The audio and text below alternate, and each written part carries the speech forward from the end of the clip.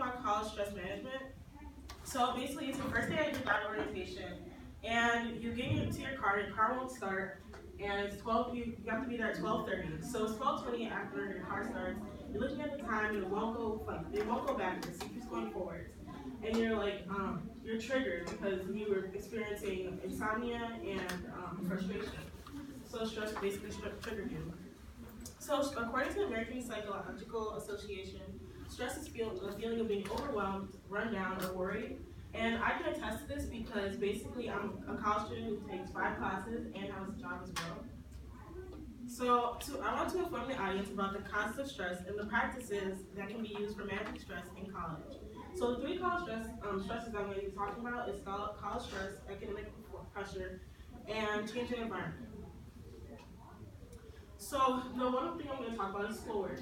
So we are basically overwhelmed by the schoolwork that we face because of the demanding amounts of schoolwork that we have and the deadlines that we need to meet. The lack of support we have is from family to counselors because we can use them as a sense of guidance to boost our motivation within the schoolwork, but we do not use them for some reason. We do not use them. So this leads to health problems like breakdowns, panic attacks, burnouts, and depression. So for academic pressure, for a GPA, we all want like outstanding GPAs and want to come home and be like, I got like a 4.0 or something that's like what we see as outstanding. So we use competition by like other students, which makes us pressured because like basically we want to reach a certain GPA. So within us, we have this inner drive to push us to our best effort for this GPA. And then this family like places expectations on us, on our like children, because of the like accomplished degrees that they have, and they want our children. Sometimes they want, like for my parents, they want me to earn a higher degree than them. So the next one I want to talk about is changing environment. So we have so when we go to a different school, if we're even here, we get more freedom, responsibilities, and we have a social life. But we have less parental support as well. So freedom, we basically focus more on we're as adults. We have freedom to do certain activities like go to parties and all this other stuff.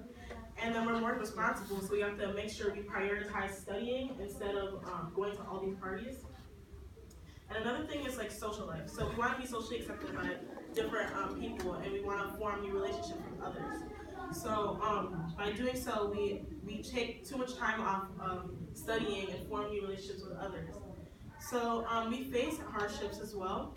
So we face hardship because our parents do not support us as much as they did back in the day because they want us to get a job or they want us to have work study, or we have financial assistance as well.